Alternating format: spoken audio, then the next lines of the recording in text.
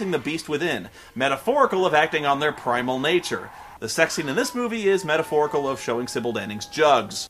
Okay, so that's probably not a metaphor, but for some reason I just completely lost focus and forgot what a metaphor even is. Yeah, that did it.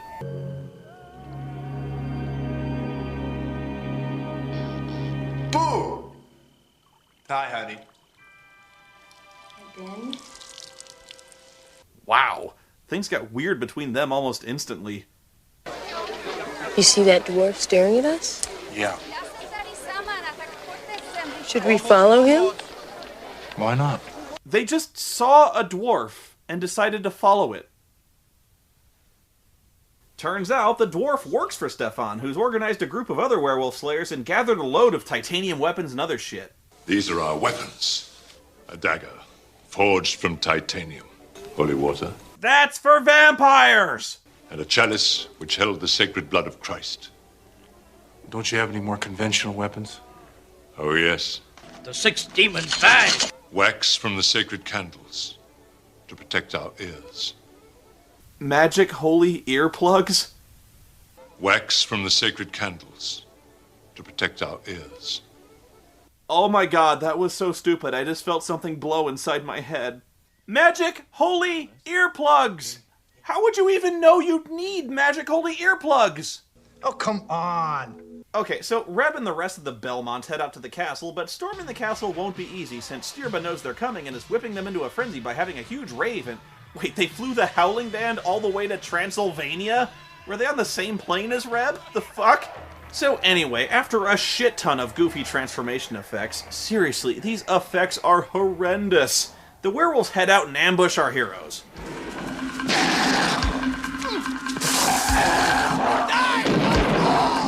Alright, these guys look more like dudes in gorilla suits. They look more like Sasquatches than werewolves. Yeah, you're actually watching a movie where Reb Brown teams up with Count Dracula to fight werewolves. It's fucking awesome! It's a reunion of Captain America 2, but this time they're working together to kick some undead ass. They beat the first wave, but the werewolves have more surprises awaiting them when they deploy their ninja werewolves hiding in the undergrowth. But that's when Christopher Lee busts out the fucking holy hand grenade! Decime Spiritu! Boom! Oh, fucker just got jacked up! That's what you get when you mess with fucking Saruman! We gotta get that on instant replay! Exorcizote! Immundissime Spiritu!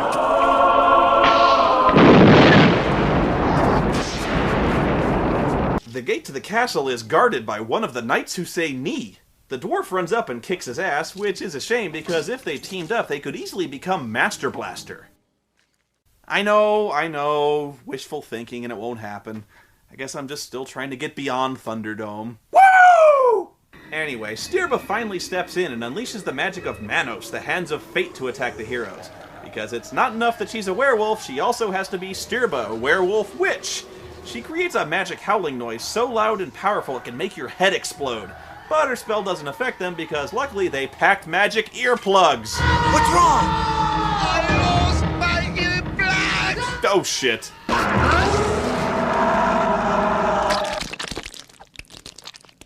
Did Van Helsing have magic earplugs? No, I tell you! No! This is the real shit right here, people. You want to fight werewolves, you get yourself a titanium rod and magic fucking earplugs, because otherwise the werewolves will cast a spell that'll just blow your dwarf's eyes right out of his fucking head.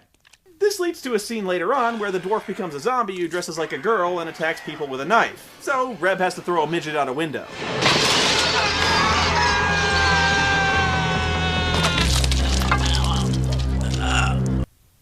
This is kind of a weird movie. Where does Sybil get all these Captain EO dominatrix outfits in Transylvania? Is there a Fascinations in town? Anyway, the heroes get separated for some reason, and the priest tries to sneak up on Stirba while she casts spells. You know, this guy's got balls going after the ancient wizard alone with an axe, so she throws Salacious Crumb at his face. Well, that's what it is! Oh no! And then he throat fucks the guy to death. I'm not making this up. You're watching a Muppet rape a priest in the mouth until he dies. Dude, Salacious Crumb will fuck you up. Motherfucker fights dirty, he'll fuck you in the eye. You know, I admit, it might be wrong of me to notice this, but that Muppet is hung like a garden hose, man. It's not a very good effect. Why would you linger on it? Meanwhile, Jenny's been kidnapped somehow, I kinda stopped paying attention, and the werewolf with the male pattern baldness is about to eat her when Reb springs to the rescue. Had you some titanium buckshot, did you, Reb? I swear I never get tired of this. Stefan faces off with Stirba, and they engage in a battle of wills. Now, locking wits with Saruman of many colors was not one of her best moves, cause this is what you get! Name of God. Yeah, that's right. Saruman will straight up shiv a bitch mouths off to him. She then bursts into flames for no adequately explained reason. Okay, as long as it ends the movie, I really don't care. Then the demon spawn from Salacious Crumb's throat fucking of a priest erupts from his mouth. Oh good, because this scene wasn't gross enough. And this scene is never explained or followed up on, because we just cut away back to town. Which way is the fastest way to the airport? Thank you. That seemed unnecessary. So they go back home to celebrate Halloween, and Reb can keep acting really creepy when he's cuddly. Oh, yippee! I'm trick-or-treater. Let's go, young lady. Let's go have kids. Trick or treat! And with that, the movie ends with a music video of Howling in which they replay the scene of Sybil Danning ripping off her top several times. I shouldn't even be showing you this, but I'm not joking around. I didn't edit this. They showed this scene 16 times. At least they knew where their priorities were with this one. How do I get people to stay through the credits? I know, boobs! This movie is one of the most notoriously bad sequels of all time. So bad, in fact, that Christopher Lee would later apologize to the director of the first movie that he ever appeared in this. And sad to say, this is probably Reb Brown's most mainstream motion picture. This movie is stupid, pointless, and exploitative, and it has way more to do with vampires than werewolves. And when your werewolf movie has worse werewolf effects than Werewolf, you need to rethink your life. If I'm gonna watch a werewolf movie this Halloween, I'll make it Dog Soldiers, because any movie with a main character named Spoony has to be awesome. In the pale light of the moon glow, I got a hunger that's emotional, hunger that I can't control. I'm alone now, in my room again, on the prowl now, through your dreams again, howling.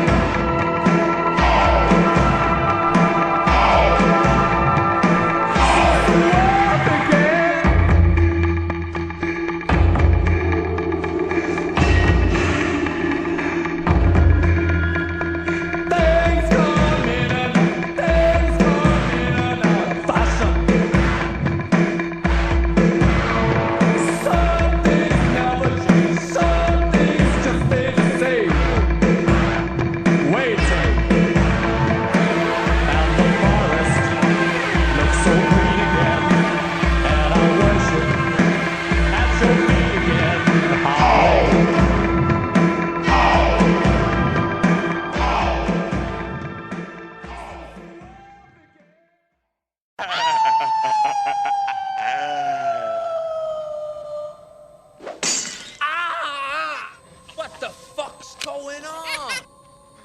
Oh, you shouldn't have done that. You made Deacon mad. And he gets real nasty when he's mad. Oh.